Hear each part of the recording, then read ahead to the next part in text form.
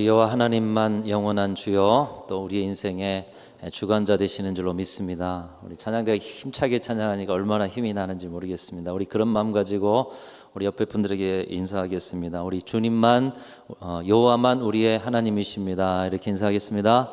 여호와만 우리의 하나님이십니다. 오늘 말씀은 이스라엘의 초대왕 사울에 대한 말씀입니다. 사사시대에 자기 소견에 오른 대로 살았던 그 시대를 마감하고 새로운 시대를 세워가기 위해서 하나님께서는 마지막 사사요 선지자로서 사무엘을 세우셨습니다. 그리고 그를 통해서 이스라엘의 왕으로 사울 왕을 세워주셨습니다. 하나님께서 사무엘을 통해 사울을 왕으로 세우실 때 하나님의 소망과 꿈은 아마도 이스라엘 백성들이 온 나라들, 온 열방들을 하나님께로 돌아오게 하는 제사장 나라가 되어라. 오직 하나님만 섬기는 나라가 되어라. 이것이 하나님이 사울 왕을 세우신 그런 목표요 방향이셨을 것입니다. 그런 하나님의 돌보심 속에서 하나님의 손에 세워진 사울 왕이 승승장구합니다. 여러 전쟁이 많이 일어났고 또 영토 확장을 하기 위해서는 끊임없이 분쟁이 일어났는데 그런 분쟁 속에서 왕으로서 나가는 전투마다 승리하고 주변 나라들이 이스라엘을 두려워하게 되고 더불어 그 이스라엘한 나라가 든든해지는, 그래서 이 왕권도 조금 더 견고해지는 그런 은혜를 입게 되었습니다. 오늘 본문은 당시에 강하고 잔인하기로 소문난 아말렉 족속을 무찌르면서 승리의 깃발을 펄럭이며 돌아오던 상황, 그 상황 가운데 일어난 일을 보여주고 있습니다. 왕권이 강화됐습니다. 또 그의 모든 가는 곳마다 전쟁의 승리의 소식이 들려요. 백성들이 좋아합니다. 감히 이길 수 없는 아말렉이라는 강하고 잔인한 그런 족속까지도 이기고 돌아오는 사울 왕. 이 큰 전쟁의 승리로 사울 왕이 들떠 있습니다. 그리고 군사들도 그 승리를 축하하면서 이제 돌아가서 온 백성에게 칭송받을 일, 그 일만 바라보면서 힘차게 걸어 들어오고 있습니다. 그런데 선지자 사무엘이 그들 가운데 나타났는데 이 사무엘의 모습은 타들어가는 듯한 괴로움 가운데 있는 모습입니다. 그 이유는 하나님께서 사울을 버리기로 하셨기 때문에. 여러분, 승승장구한 사울, 국가를 위해서 전쟁의 현장에서 많은 전쟁에 승리하고 이 나라를 굳건하게 든든하게 세워가는 사울인데 왜 하나님께서는 이 사울 왕을 버리기로 하셨습니까? 사무엘은 사울을 버리기로 하신 하나님의 말씀을 듣고 너무 괴로워했습니다. 첫 번째로는 하나님의 마음 아픔을 알았기 때문에, 저 왕이 하나님의 뜻대로 세워졌으면 좋았을 텐데 점점 교만해져 가는 것을 보면서 가슴 아픈 가운데 괴로워했고, 둘째는 사울을 자신의 손으로 기름 부어서 세웠는데 그 사울이 하나님 앞에 버림받고 또 이스라엘의 초대 왕으로서 이 나라가 정말 하나님의 나라가 이제 되겠구나 하는 기쁜 마음으로 왕을 바라보고 사랑했는데 그 왕이 버림을 받게 된 것이에요. 그래서 밤새도록 아픈 가슴을 안고 기도했던 모습이 오늘 본문 이전에 말씀을 보면 밤새도록 근심하면서 기도했다는 모습이 나옵니다. 왜 밤새도록 근심하며 잠을 이룰 수 없고 기도를 했느냐? 하나님 앞에 한 번 더 기회 주시면 안 되겠습니까? 아마 그런 기도를 드렸을 것이. 그러나 오늘 본문의 일을 통해서 사울의 교만을 돌이킬 수 없다는 것을 확신하고는 죽는 날까지 사울을 보지 않았다. 오늘 본문 이유를 보면 그런 말씀이 나옵니다. 물론 하나님의 뜻을 따르지 않고 또 모든 백성의 기대를 저버리는 이 불순종에 대해서도 화가 났겠지만 사랑하는 이 사울 왕을 바라볼 수가 없는 이 가슴 아픔 때문에 아마도 사무엘은 그를 보지 않았던 것 같습니다. 사무엘은 그런 심정으로 오늘 사울에게 하나님의 뜻을 전하고 있는데 이렇게 전하고 있습니다. 왕이 여호와의 말씀을 버렸기에 하나님께서도 왕을 버렸습니다. 여러분, 우리가 하나님 앞에 버림받는 이유 대단한 이유가 아니에요. 하나님의 말씀을 버리면 하나님도 우리를 버리실 수밖에 없는 것입니다. 사울의 무엇이 하나님으로부터 버림을 받는 이유가 되었는가? 저와 여러분 모두는 하나님 앞에 버림받을 이유가 아니라 하나님께 사랑받을 이유만 여러분의 생애 가운데 가득 넘쳐나시기를 주님의 이름으로 축원합니다. 오늘 사무엘을 통해서 하나님이 주신 말씀, 혹시 우리에게도 주신 말씀이 아닐까? 여러분 돌아보시면서 말씀의 거울을 비춰보는 마음으로 오늘 22절 23절 같이 한번 읽어보겠습니다. 같이 읽습니다. 시작. 사무엘이 이르되 여호와께서 번제와 다른 제사를 그의 목소리를 청종하는 것을 좋아하심같이 좋아하시겠나이까? 순종이 제사보다 낫고 듣는 것이 순양의 기름보다 나으니 이는 거역하는 것은 점치는 죄와 같고 완고한 것은 사신 우상에게 절하는 죄와 같음이라. 왕이 여호와의 말씀을 버렸으므로 여호와께서도 왕을 버려 왕이 되지 못하게 하려 하셨나이다 하니. 하나님께서 사울을 버린 이유를 가르쳐주고 있어요. 여러분, 사울 왕은 어떤 왕이었습니까? 조금 전에 설명 다 드렸지만 이스라엘의 초대 왕, 겸손함으로 시작한 왕이었어요. 또 성실하게 모든 것들에 임하는 왕이었습니다. 그런 사울 왕이 버림받은 이유가 무엇입니까? 표면적으로는 버림받을 이유가 없습니다. 오늘 본문도 보면은 하나님께서 명령하셔서 아말렉 전쟁에 나아갔고 또 그 승리를 가지고 돌아왔다. 백성들이 하나님을 예배하기를 바라기 때문에 이 전쟁의 승리의 전리품, 그 중에서도 좋은 것만 남겨서 왔다. 어떻게 보면 전쟁의 승리 가운데 승리에 도취되어서 자기의 영광만 구할 것 같은데 오늘 본문을 보면은 한편으로는 하나님께 드릴 제사를 생각했던 사람, 가장 좋은 것들로 재물을 삼고자 재물을 챙겨오는 사람, 이렇게 보여지고 있어요. 오늘날 세상에서 잘되고 성공해서 그 마음을 가지고 예배 자리에 나와서 내가 성공한 것은 하나님의 은혜입니다. 그리고 그 은혜 가운데 받은 것 중에 많은 것을 하나님 앞에 드리면서 경건한 모습으로 예배하면 여러분 어떤 눈으로 그분을 보시겠습니까? 야, 참 훌륭한 신앙인이네. 앞뒤 가리지 않습니다. 그분이 신실하게 예배를 드렸는지, 그분의 심령이 어떠한지, 그분의 영이 깨어 있는지 상관없어요.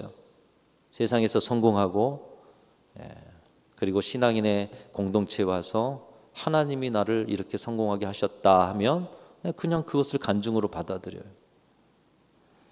자신의 성공에 대해서 최소한 감사를 표현할 줄 아는 사람이니 그래도 하나님 앞에 예의는 차릴 줄 아는 사람, 이렇게 보는 것 아니겠습니까? 그런 의미에서 사울 왕도 최소한 그의 전쟁의 승리에 도취만 되어 있는 게 아니라 하나님께 드리려고 좋은 예물을 준비해서 온 것입니다. 그런데 오늘 말씀은 사울 왕을 향해서 어떻게 말씀하고 있어요? 왕이 여호와의 말씀을 버렸기에 하나님께서도 왕을 버렸습니다. 아니, 이렇게 애를 쓰면서 감사를 올려드리려는 사람, 이 사람을 버렸다고요? 근데 이 사람을 버렸다고 말씀하고 있어요. 그리고 더불어 말씀하시는데 순종이 제사보다 낫습니다. 이렇게 말씀하고 있어요. 한번 따라하겠습니다. 순종이 제사보다 낫습니다. 여러분, 오늘 우리의 말로 이 말을 풀어보면 순종이 예배보다 낫다, 이렇게 말씀하고 있는 거예요. 여러분은 어떻게 생각하십니까? 예배보다 나은 것이 있다라고 생각하십니까? 조금만 깊이 생각해 보면 이 말은 틀린 말입니다. 왜요? 우리의 신앙에 예배만큼 중요한 자리가 어디 있습니까? 하나님이 우리를 인생들을 지으신 목적이 내 백성은 나를 찬송하게 하려 함이니라. 하나님이 택하시고 하나님이 지으신 목적은 우리에게 찬송 받으시려고. 하나님이 가장 기뻐하시는 자리는 바로 예배의 자리요, 우리가 영생의 나라에 가서 또다시 해야 할 일은 하나님을 찬양하고 예배하는 그런 자리인 줄로 믿습니다. 그러니까 우리의 목적, 우리의 삶의 자리 모두 예배에 초점이 맞춰져 있어요. 예배처럼 중요한 게 없어요. 그래서 여러분 다른 거 다 안 해도 주일 예배, 이 한 번의 예배라도 좀 드려야겠다 오시는 것 아니겠습니까? 그런 의미에서 순종이 제사보다, 순종이 예배보다 낫습니다. 맞는 말입니까, 여러분? 그런데도 사울에게 이 말씀이 선포된 이유가 무엇입니까? 말씀의 의미는 이것입니다. 예배보다 소중하지 않은 것이 있다는 말이 아니에요. 예배보다 앞선 것이 있다는 그런 말씀이 아닌 것입니다. 사울의 예배도 진정한 예배였다면 그것을 하나님이 받으셨을 것입니다. 그러나 하나님이 평가하시기에 사울의 예배는 점치는 죄가 들어있고 우상에게 절하는 죄가 들어있는 미신적인 예배요, 우상적인 예배라고 말씀하고 있는 것입니다. 즉 당신의 미신적인 예배, 우상적인 예배보다는 차라리 순종이 그 예배보다 낫습니다. 순종이 곧 예배입니다. 이렇게 말씀하시는 거예요. 왜 사울의 예배는 받으실 수 없는 예배라고 말씀하느냐? 사울이 드리는 예배에 여러분 엄청난 전쟁의 승리, 성공이 있어요. 그리고 엄청난 전리품이 있어요. 오늘 예배에도 엄청난 예물을 드리고 사회 속에서 성공해서 온 사람이라며 그냥 그분이 예배 생활 어떻게 했는지 중요하지 않습니다. 그분과 하나님과의 관계 몰라요. 그런데 보여지는 면을 가지고 야, 신앙 참 좋다, 훌륭하다. 사울이 그 모습으로 예배를 드리고 있죠. 예배의 형식은 아주 큽니다. 화려합니다. 대단합니다. 비용도 많이 드립니다. 허물도 많아서 사람들이 그 모든 모습을 보면서 와, 대단하다. 어떻게 저분이 이 바쁜 시간에 예배의 자리에 저렇게 많은 예물을, 그렇게 놀랄 만한 예배, 그게 지금 사울의 예배인 것이에요. 그러나 그의 예배에는 형식은 예배 형식이지만 예배를 받으시는 하나님에 대한 경배가 없는 것을 볼 수가 있습니다. 그가 드리는 예배는 자신의 승리를 축하하기 위한 하나의 종교적 세리머니 이상은 아닌 것입니다. 여러분, 여기에 그 위험성이 있는 것이에요. 우상 숭배적인 예배, 미신적인 예배, 종교인으로서의 예배. 종교적 세리머니 여러분 지금 하고 계시면 안 되잖아요. 하나님의 이름을 이용해서 자신의 승리를 극대화해서 왕권을 강화하고자 하는 그 이상은 아니었다라는 거예요. 이걸 바꿔 말하면 우리가 하나님을 이용하고 하나님을 조정해서 내 인생이 잘 되게 하고자 하는 그 마음으로 예배를 드린다라면 우리는 오늘 이 시간 미신적 예배요, 우상 숭배적 예배요, 종교적 세리머니를 하고 있을 뿐인 것이에요. 선거철만 되면 정치인들이 교회를 찾아옵니다. 특별히 우리 교회는 모교회여서 많은 정치인들이 왔다 갑니다. 그러나 우리가 그들을 받는 이유는 그 한 번의 예배가 그들의 심령에 하나님을 두려워하는 마음, 하나님을 인정하는 마음을 갖고 어찌되었든지 그들은 사회 속에서 영향력을 펼칠 사람이기에 하나님 두려워하는 정치인으로 서기를 원하는 마음으로 그들과 함께 인사를 나누는 것입니다. 그러나 다른 한편으로 그들의 목적을 위해서 이용되는 정치적 세리머니가 된다면 우리는 이 예배를 더럽히는 거예요. 그래서 여러분들이 어떤 분들을 모셔와서 인사를 시키고자 하실 때 진정 그 자리가 그분에게 세리머니만 되는 자리가 아니라 그분의 심령에 하나님을 두려워하고 믿음의 길을 열어줄 수 있는 마음으로 교회와 연결시켜야 한다라는 것이에요. 우리가 참 조심해야 하는 것은 우리의 축하 행사에 예배라는 단어가 붙어서 말할 때가 많다라는 것입니다. 팔순 감사 예배, 이취임 감사 예배, 때로는 결혼, 예식. 예배는 하나님께 드리는 것인데 신앙을 표현하기는 해야겠고 축하도 하기는 해야겠고 그래서 형식을 예배 형식을 빌립니다. 그런데 형식은 예배 형식인데 나중에 보면 예배는 세리머니 이상은 아니고 사람이 중심이 되어 있는 것을 볼 때가 많습니다. 그럴 경우는 차라리 짧게라도 진실된 예배 드리고 2부 순서에 뭔가 잔치를 벌이고 축하를 하면 될 것입니다. 예배의 영광을 받으실 분은 하나님밖에 없는 것이죠. 어떤 예배도 하나님만을 높이는 자리, 그 외에는 예배의 목적이 없는 것이에요. 오늘 이 자리에 와서 여러분 위로받고 싶으시죠? 이 자리를 통해 치유받고 싶고 이 자리를 통해 여러분의 삶의 계획을 하나님이 하시고 기도 응답받고 싶어서 오신 분들 계실 것입니다. 그렇다면 오늘 이 예배가 그것만 있다라면 종교적 세리머니예요. 그거 다 내려놓고 예배는 하나님만을 높여드리는, 그 하나님의 존재 안에 거할 때 여러분이 바라시는 그 이상의 것을 예배를 통해서 하나님께서 공급해 주실 줄로 믿습니다. 여러분, 그런 은혜를 경험하는 자리가 바로 예배인 것이에요. 여러분이 원하시는 것을 성취하는 세리머니의 자리가 아닌 것이에요. 여러분, 어떻게 하면 우리의 예배가 사울과 다른 진정한 예배가 되겠습니까? 설교를 준비하면서 지난 몇 주 동안 우리 교회 가운데 주셨던 말씀들, 주일마다 주셨던 말씀의 흐름, 그 흐름을 이어서 주시는 음성은 무엇일까? 한 2주 동안 우리는 제자에 대한 이야기들을 했고요. 또 그 전에는 미신적 신앙, 우상숭배적인 그런 신앙의 자리를 개혁하자라는 말씀을 나누었습니다. 근데 이런 말씀의 흐름 속에 우리가 어떤 말씀을 또 가지고 이 한 주를 살아야 할까? 그런데 떠오르는 단어는 순종이라는 단어였습니다. 지난 2주 동안 교회 양육사역인 NLS를 생각하면서 우리 모두가 예수님의 제자임을 확인하고 확신했습니다. 여러분들은 무리요 군중이 아니라 주님의 제자들인 줄로 믿습니다.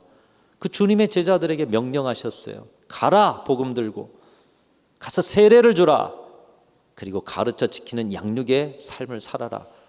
그 명령받은 제자들이 나아갈 때 홀로 보내시지 않았어요. 그들에게 주신 축복, 보혜사 성령이 늘 함께 하시는 은혜를 주신 줄로 믿습니다. 그리고 그 성령은 그들의 입술을 바꾸셔서 다른 언어를 통해 세상을 아름답게 만들어가게 하신다. 그래서 제자로 살아가자. 여러분, 제자로 산다.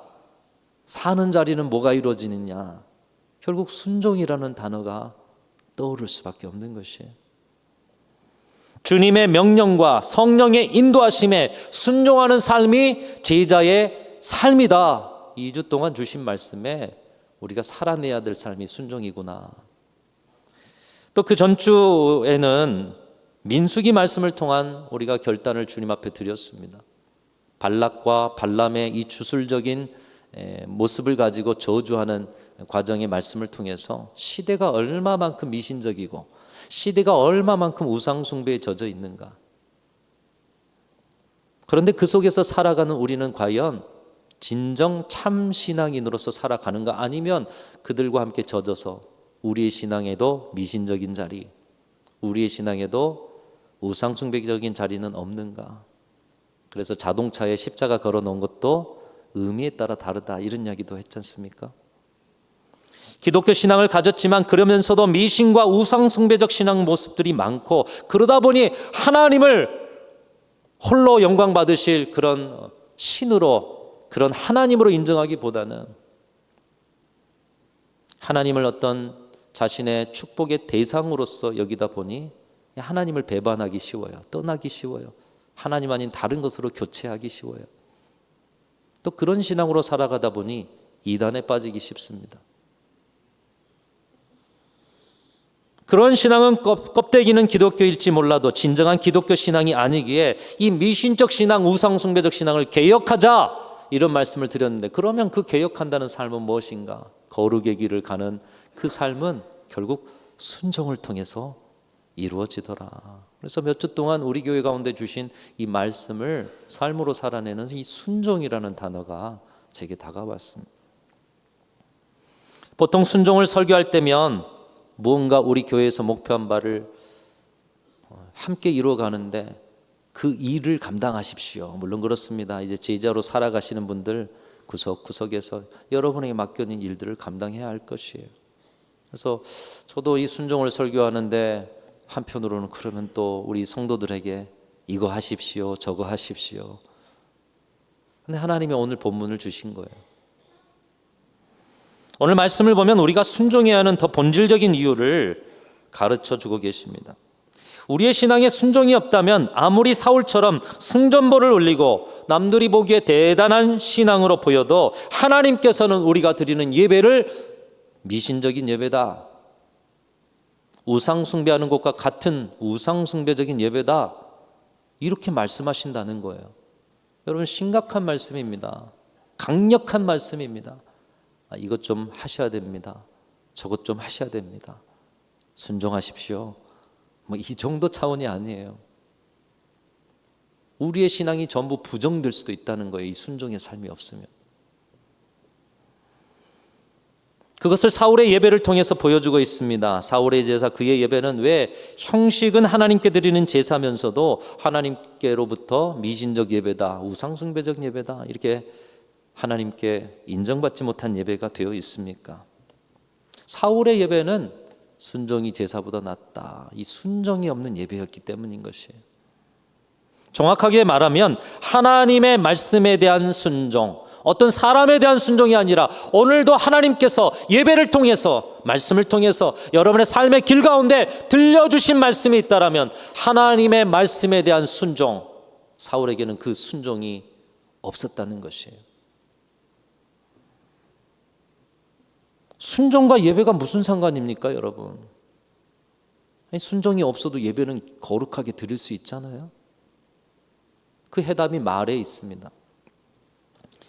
여러분, 누군가의 말은 그 사람을 대변합니다. 여러분이 어떤 말을 했느냐가 여러분을 대변하는 거예요. 그렇죠? 여러분 안의 생각, 여러분의 가치관, 또 여러분의 존재가 말을 통해서 나타납니다.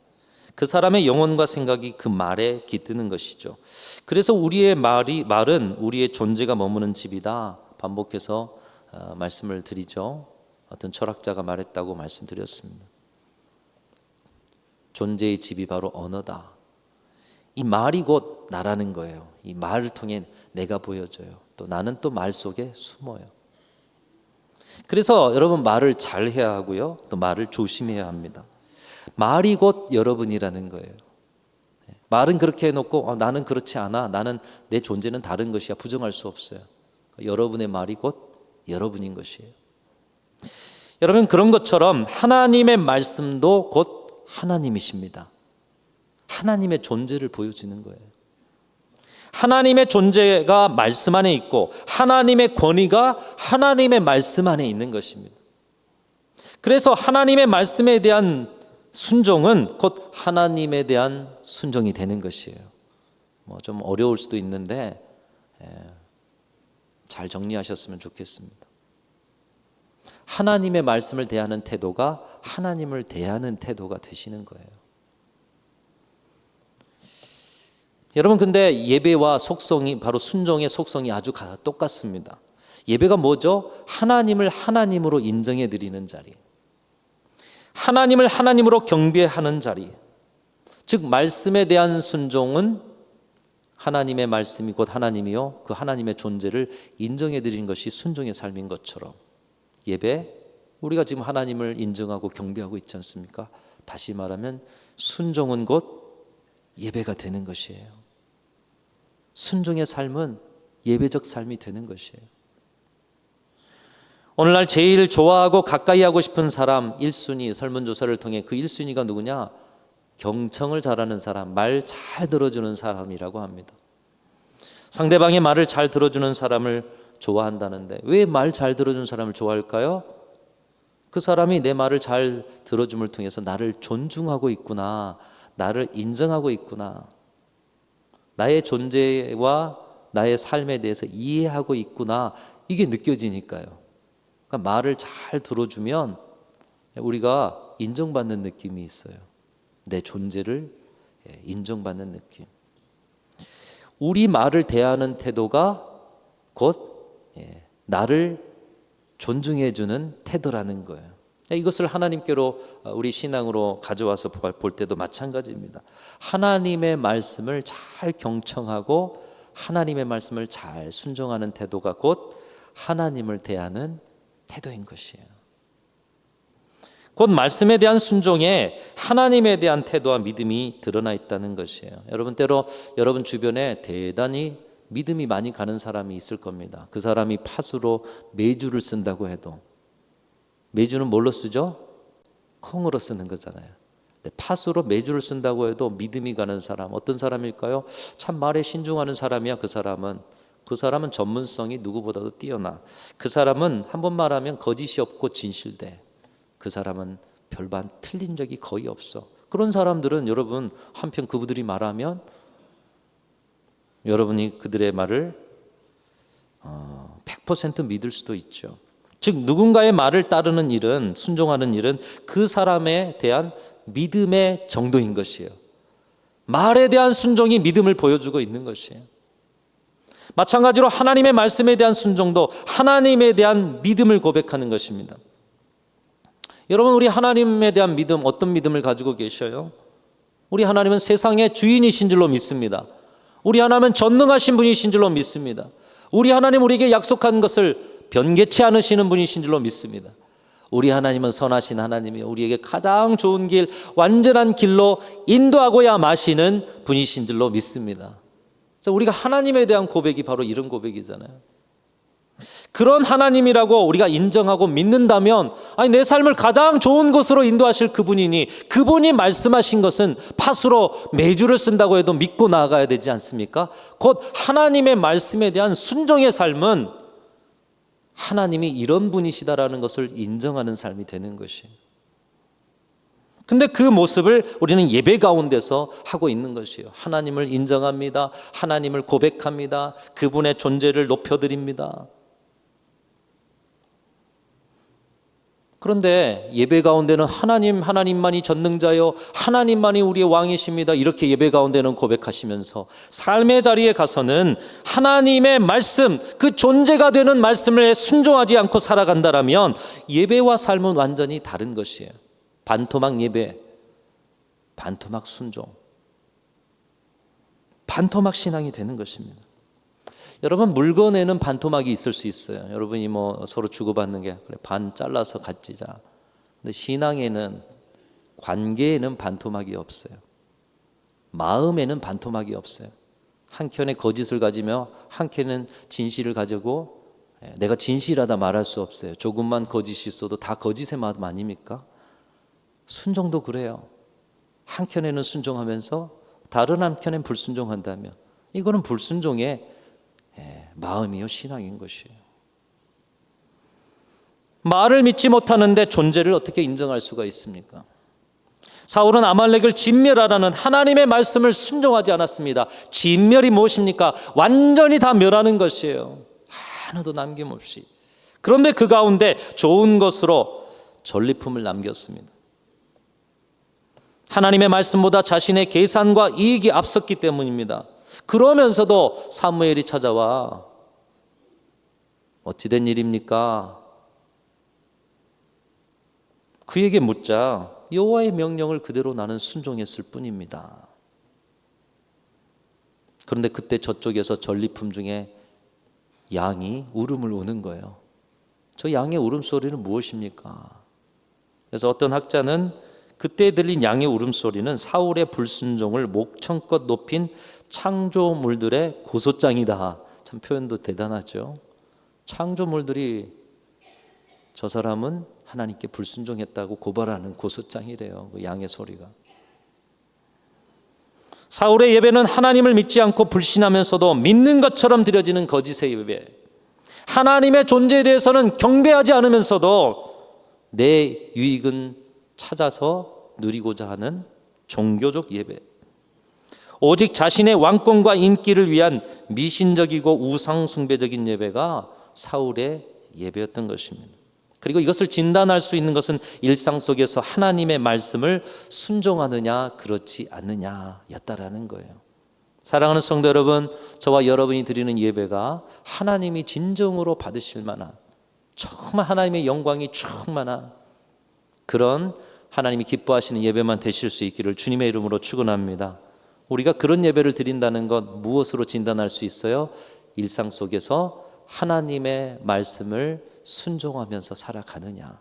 오늘 예배에만 1시간 참여하고 이 예배 때만 정성 들여 예배한다고 여러분의 예배가 진실된 예배로 보여지지 않는 거예요. 삶 속에서 내 말에 순종하면서 살아가느냐. 그렇다면 너희 예배는 진실된 예배다. 오늘 예배드리고 나가서 삶 속에서 말씀과 상관도 없고 불신과 불순종의 삶을 살아가느냐? 그럼 너희 예배는 가식적인 예배다. 미신적이고 우상적인 예배다. 여러분, 이 순종의 삶의 모범은 예수님께서 보여주셨습니다. 병자를 고치시고 귀신을 내쫓고 바다를 잠잠케 하고 죽은 자도 살리신 분 예수님. 어떤 사람보다도 엄청난 계획을 세우실 수 있는 예수님.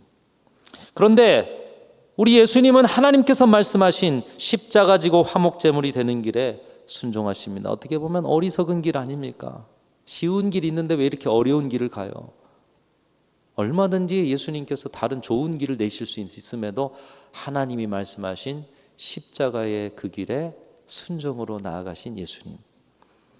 예수님께서는 사울처럼 대단한 제사를 드렸다. 어디 기록되어 있습니까? 예수님께서는 우리처럼 뜨거운 예배, 막 성령에 취해서 뜨거운 예배를 드렸다, 그렇게 많이 찾아볼 수가 없어요. 그럼에도 우리는 예수님이 진정한 예배자이셨음을 의심하는 사람은 한 사람도 없습니다. 그것은 예수님의 삶이 하나님의 말씀에 순종함으로 하나님의 되심을 그 온 삶 전체가 인정하는 예배적 삶이었기 때문에 예수님은 진정한 예배자셨다, 우리는 이렇게 고백하는 거예요. 순종으로 참된 예배자 되신 예수님께서 이 아침에 우리에게 명령하고 계십니다. 우리의 삶에도 그 순종으로, 하나님의 말씀의 순종으로 진정한 예배자로 살아라. 오늘 저와 여러분이 주신 이 말씀 새기며 여러분 오늘 드리는 이 열정적인 예배만큼 여러분의 삶의 자리에 가서 하나님의 말씀에 대한 순종을 통해서 여러분 진정한 예배자로 세워지시는 저와 여러분들이 다 되실 수 있기를 주님의 이름으로 축원합니다. 사람의 말이 아니라 하나님의 말씀이 여러분의 귓가에 지금도 들리고 있어요. 그 들려지는 말씀이 있다면 그 말씀에 순종의 삶을 통해 우리 하나님만 높여드리는 여러분의 전생애가 되실 수 있기를 주님의 이름으로 축원합니다. 하나님 아버지 감사합니다. 하나님의 말씀에 순종을 다시 한번 결단합니다. 나의 말씀에 대한 태도를 통하여 삶도 예배요, 오늘 함께 모여드리는 이 예배도 주님 기뻐하시는 진정한 예배 되게 하여 주시옵소서. 온전한 예배를 통해 전생애가 하나님이 받으실 만한 아름다운 생애가 될 줄로 믿사오며 우리 구주 예수 그리스도의 이름으로 간절히 기도하옵나이다. 아멘.